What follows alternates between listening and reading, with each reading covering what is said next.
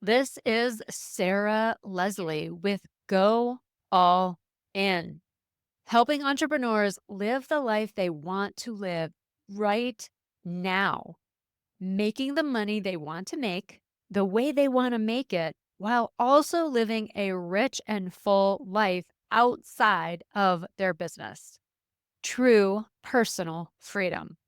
Let's go. Hey, hey. All right, you guys. I'm so glad to be here. And I'm so glad that you are too. Today's topic is more of you. So, when I was growing up and well into my adulthood, I attended church often. And it was a place I was very comfortable with because I had been going since birth. My dad was a pastor and still is a pastor in his retirement.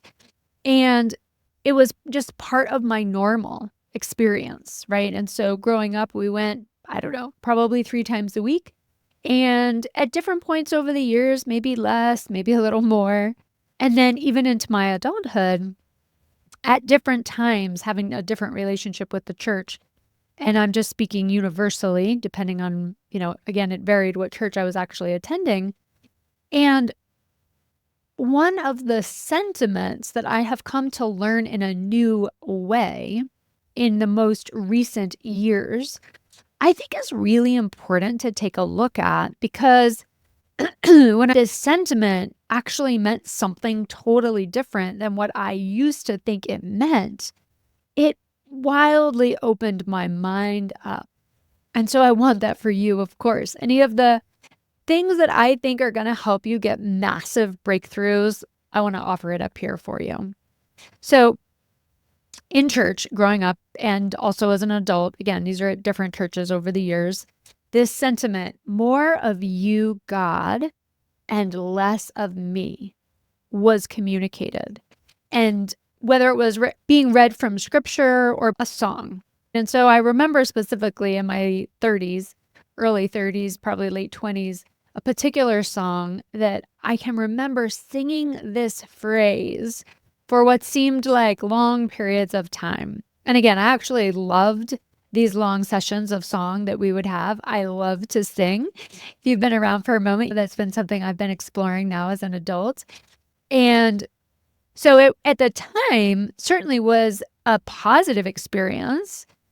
The thing that really tripped me up is the lack of understanding and or the misunderstanding that I held while singing this song and or taking in any of the content that had this phrase in it and this concept, right? And there are a lot of different ways that this concept gets communicated. So it's more of you, God, and less of me. So my mind did interpret that to mean more of you, right? And I used to think of God more outside of me than actually inside of me. And so just when I would be unconsciously thinking about more of you, God, the sentiment, the unconscious awareness that I was operating from was that I needed something more from the external to come into me. So I'm pulling from external and bringing it into me, which you see even with my hand motion, right? So more of you, God. Then I needed something else outside of me. And then naturally, right, the second part of that is less of me. And so again, unconsciously, my awareness was I need to be less me. Now, this gets communicated and reinforced for most of us in our childhood, right up through our early adult years, and sometimes sort of indefinitely. And we then also reinforce it. So what that can then look like as you become a teenager and you're in college and then you're a young adult trying to find your way in the world can translate to the conscious mind as more of what other people are doing. I need to look at what other people are doing and then model myself after them I need to be more like who they are, more like what they're doing, more of how they're showing up in the world, and less of me, less of the parts of me that I don't like, that I don't prefer. So another way you could hear that, and maybe you've thought it, is I don't love who I am. I don't really like parts of who I am. Or maybe just I don't like who I am. There was definitely a period in my life, a few different periods in my life where I did not like who I was. So it translates into different words, but I'm wanting you to catch the sentiment, right? More of stuff outside of me and less of who I am. And typically, that is going to probably translate as less of the things that are me that I don't like, right? Including, like, in church, it would be referred to as the things that I do wrong, or the sinful self, or the natural man would be the other term that was used. And so it's like those parts of you that are fear and shame and disappointment and sadness and I don't feel good enough and I feel rejected. All of those parts is the general sentiment of what gets communicated when you are thinking or hearing, be less of you, be more of God and less of you. And so, bigger picture, right? This has a deep and profound impact on your psyche and therefore on your behavior and just ultimately how you are in the world, what you believe about yourself and about what is possible for you. So, for instance, if it's more of God, your mind might translate like, oh, I need to be more loving. I need to be better. I need to be more thoughtful, more kind. I should be doing this and I should be doing that. And oh my goodness, I need to also work on this thing, for instance. And it can create a sense of, I need to be other than what I am right now. And so it's a discontent with who you are right now. And ultimately, to simplify it down, it really just communicates within your being, within your nervous system, within your somatic experience as, I need to be something other than myself. And so we get a discontent, a dis-ease, a discomfort within our own bodies. Is that making sense to you so far? I would be really curious to know how it's landing, how you're receiving it. Does that resonate? Can you remember that experience? Are you having that experience even now? I know this experience so well, of feeling like I don't fit in and it's uncomfortable to be myself. It feels uncomfortable in my body. I could be in a room full of like family and loving people, and there would still be that feeling. It would be much smaller versus when I was at school, right? I moved every 3 to 4 years. We as a family moved every 3 to 4 years. And so I didn't handle that so well. And so we would move from place to place and I would be packing up and saying goodbye and feeling like so forlorn. And then we'd get to a new place and it would take me like a hot minute to unpack and unlet myself, like uncurl myself from feeling all the sadness and upset, to allowing myself to be in the new place and to really be somebody that other people would want to be friends with versus like the shy, upset girl, right? And so it was like this pattern of me feeling uncomfortable in my own skin, both in the leaving and then in the being someplace new, and then the fear and the anticipatory leaving, right? So I know for me, that's one of the places where it came from. It's not the only place, but that's one of the reasons that it was developed and cultivated inside of me. This dis-ease, this discomfort within my own body and within my own being myself. So it's the two parts, right? It's that dis-ease within the self. And then when we're in other spaces, especially now as the adult, when we're wanting to be in certain spaces, right? Especially when we're on entrepreneurship and we're cultivating our own path at the highest degree, it precludes us from being able to show up with ease when we perceive that that room, right, or that relationship or that project is outside of what feels comfortable for us. And so that same dis-ease feeling is going to get oh my gosh, I'm totally blanking on the word, projected onto this new thing that we're wanting as part of our experience. And a part of us does not. Part of us is like, whoa, that feels like that awful feeling I remember as a child of not fitting in and feeling uncomfortable in my own skin. I don't want to go anywhere near that. So again, the phrase, right? That sentiment of I need more of something else outside of me and less of me. It's now causing you as the adult to not be able to easily create the things that you desire. Because what's happening is you're trying to be more of something other than yourself. Mostly this is happening totally unconscious, so you're not aware, right? When I ask like a group of 100 people, how many of you see yourself as people pleasers? Or how many of you feel like you're seeking the approval of others? If I'm in a room full of people who traditionally would identify as perfectionists or high achievers or those really hardworking, driven people, probably very few would raise their hand, myself included, not all that long ago.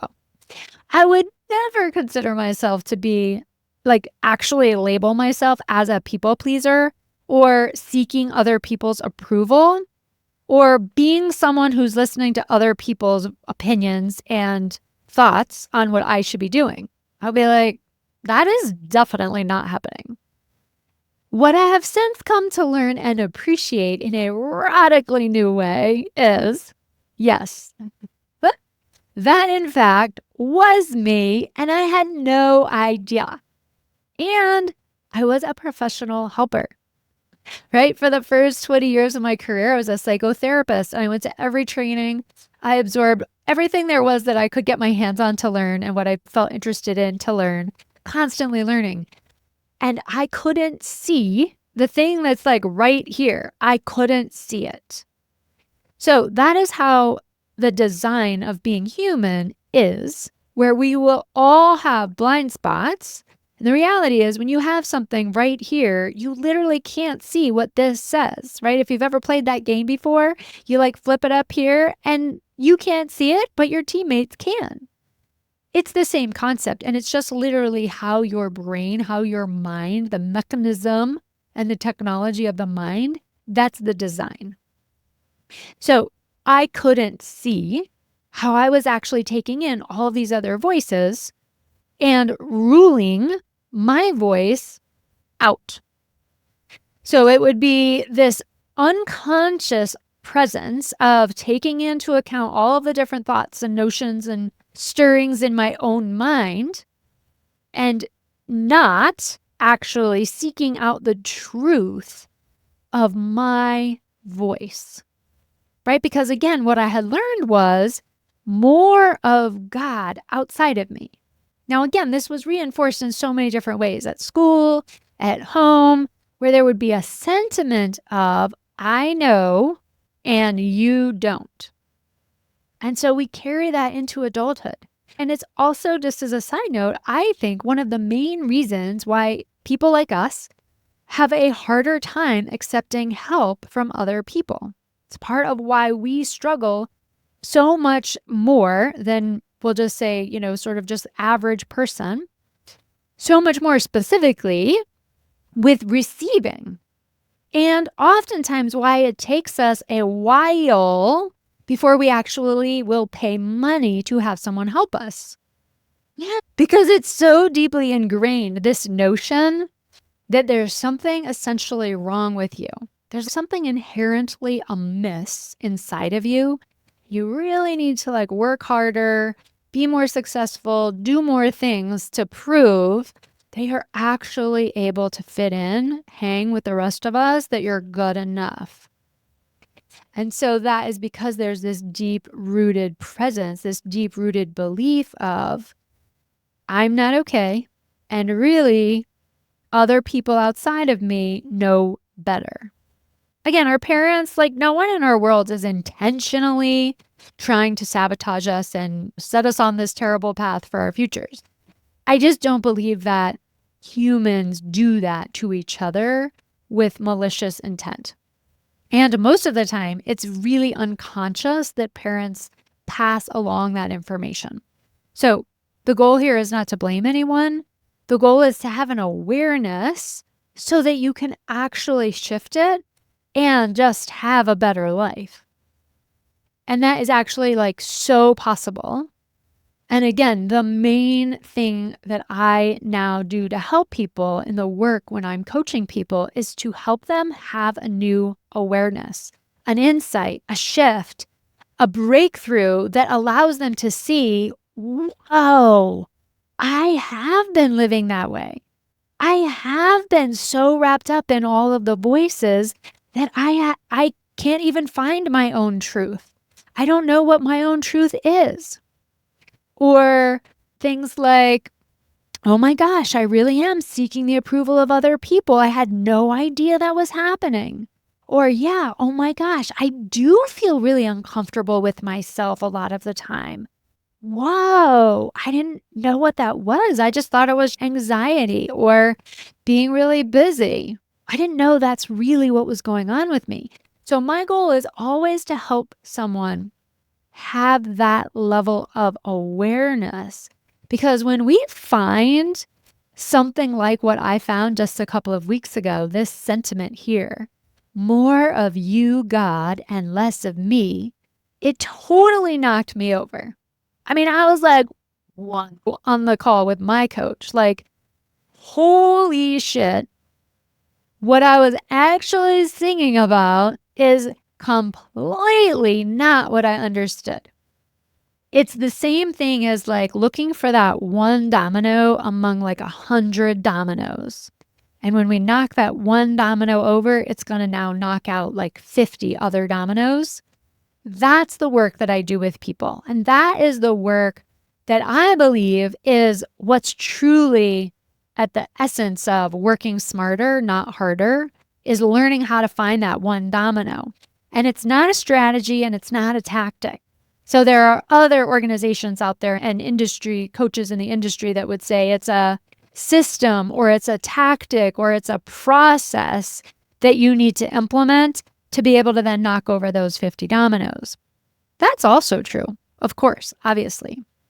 But the type of domino knocking over that I'm talking about starts where everything in your life starts, which is here within our mind, within our belief system. And when you can knock over one unuseful and or harmful belief or belief systems, you can literally knock out so many other challenges and places where you feel challenged in your entire life. So we'll knock over this one domino of you need to be more of something else and less of you. And we'll shift it to, which is what I discovered for myself a couple of weeks ago. And I have been working on this part with my coach for several years now. And I think it's one of the themes that you work on sort of indefinitely if you're invested in growth, which is how to become more authentically you. And so what I realized that this song actually meant was more of God running through me. Allow more of God to come up and out of me. Less of the human, injured, wounded self. You might want to say less of the shadow or less of the ego. I just refer to it more simply as the parts of you that you are at odds with or not accepting of. And so it's this awareness that none of you is bad, which might be a radical light bulb for some of you. None of you is bad. Even the parts of you that you don't prefer. They're not bad. They're not wrong. We don't need to get rid of them. They're not out to get you. Okay, you're just having your experience and you're moving towards growth. So what I came to understand, just so that I'm really clear, it's God is already inside of me. God is all within me. It is the substance that I am made up of, right? I am made up of the substance of God. Therefore, God is running in and through me. And so when we're saying be more of God, what we're saying is be more you. Be more of the you that is tapped into the divine intelligence running throughout the entire earth, universes. Be more of you that is the divine, authentic, inspired you. Be more of the you that is operating and present aside from your fear, your self-doubt, your disappointment, your hesitations, your not good enough. So those parts traditionally in my church upbringing would be, people would say like, be wary of the devil, right? And if I fell into a place where I was really like, we'll say depressed or super fearful and afraid of what's coming next, some people in my world might say, oh, that's the devil trying to slow you down, or that's the devil trying to knock you off course. Now, I simply have an awareness and a belief that that is just part of the human experience to have those feelings and those thoughts and those beliefs. And it's not that some unknown entity has invaded my mind or is trying to take me off course. It's actually me that is separating from the truth of who I am in and with God, the divine being, the divine essence of you. And I think you probably know the difference, but also like just check in with yourself and be like, yeah, do I understand this? Do I know what it is like to be tuned in and really dialed into that divine part of me, that free-spirited, childlike, creative, imaginative being, right? When all the green lights happen for you from here to there, when you're that tuned in, that's what I'm referring to, right? When you're at harmony with yourself, that's you allowing God to be running in and through and channeling through you. Versus when you're living inside of the fear and the doubt and the worry, that's the natural self, the man, the ego, the shadow, that part of us that is choosing to disconnect from the truth, that part of us that is stepping away, so to speak, metaphorically speaking, stepping away from having our faith and our hope and our trust in God. Let me know if that's landing for you. So what I now know and believe and shout from the rooftops, right, is be more of you. Allow more of that unique, divine, delicious, creative energy to flow out of you. Come from that place within you that has no fear, no shame, no what ifs and all of the things, right?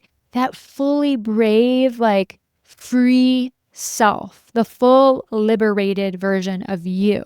What would you be doing in the world? That's the part of you that I'm saying, like, be more of that.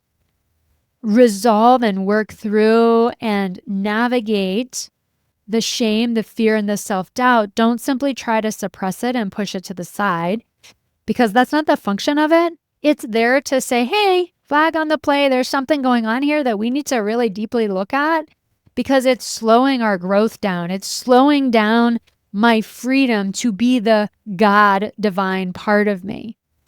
It's slowing down my creativity. It's causing this project to be so much harder, so much more time consuming, to feel so heavy. It's that feeling of pressure, right? So all of those different components, when we think about it and we put it all in just some really simple terms, that song or that scripture reference, right? Be more of God and less of you. When you sing it and you now know what it's really saying is allow more of that beautiful, unique you to come out. Then it's like, oh, wow. When I was a kid and people were saying, wow, your dreams are too big, or wow, you're too loud, or wow, you're too colorful, or wow, you're just too much, right? You have too much energy. They weren't really saying you're bad or there's something wrong with you or like you need to change. You need to be less of you. They were just saying, hey, I'm like not able to handle what you're putting down, which is really about them, not about you. But of course, as a child, when we hear, whether it's an adult or a peer, say something like, wow, you are like way too much for me. The child that hasn't been nurtured to deeply love and accept themselves, which is most kids, is going to internalize that as, ooh, I think there's something wrong with me. I probably need to like be different than I am. So again, that sentiment gets nurtured from a very young age from lots of different directions. And then we carry that nurturing on when we're an adult. And it's why there are so many books and thoughts and notions around things like imposter syndrome, things like authenticity, things like vulnerability, is because this is the struggle of every human.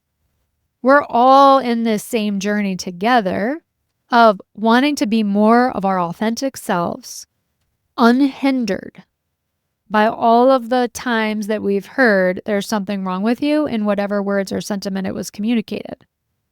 And so my message to you today is you are uniquely designed. You are uniquely created.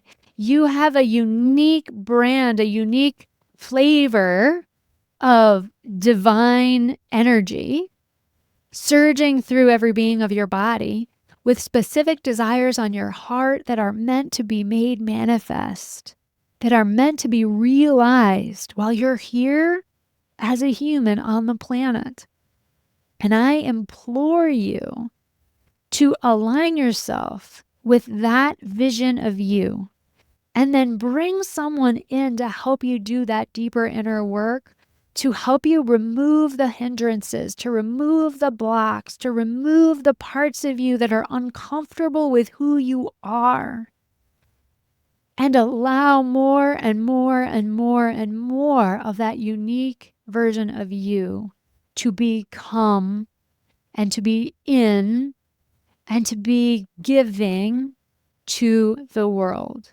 Let more of you come forth, and the world benefits and heals and grows as a result of you doing you. All right, you guys, as always, thanks for joining me. I will have, as always, you'll hear the commercial right after this, encouraging you to set up a one-on-one call with me for us to get to know each other better for my one-on-one program, which is literally the bomb. Working with entrepreneurs side by side, helping you navigate the path of fear and self-doubt to literally being able to create the money that you want, the love that you want, the adventure, the lifestyle that you most desire. And ultimately, at the heart of it, it's where you get to actually feel good about being you. In addition, I have a mastermind that's going to be coming up in the next couple of months, and I will start sharing. It's the Liberated Entrepreneur small group mastermind of just about 8 people, and learning how to radically level up your role as owner and CEO, and also like level up what it means to you to be an entrepreneur and how to do entrepreneurship really, really well. The inner work becomes, I just feel like, essential, like a must when you're into entrepreneurship, because no one is there now standing over you, like telling you what to do. And You were still as free before. You just had outsourced someone to now tell you what your work should and shouldn't be. And now the work is all yours. And so, in my opinion, the inner work just becomes absolutely critical for you to be able to have success on your terms. Without having someone come in and help you level up your own self leadership, literally, I just have found it to be impossible to feel liberated and free. So, stay tuned for more details and check out my personal Facebook page to follow me, friend me, check out the posts, and be updated as this new mastermind rolls out in the next couple of months. Cheers. Ready to hire your own personal one-to-one mentor to help you take your life and your business to the next level? Go to my website where you can sign up for a no charge, no pressure consultation where we can get to know each other better. I get to hear your vision. I'll help you understand exactly what's getting in your way. And if it feels like a good fit and I believe I can help you, we'll talk about what it looks like to work together.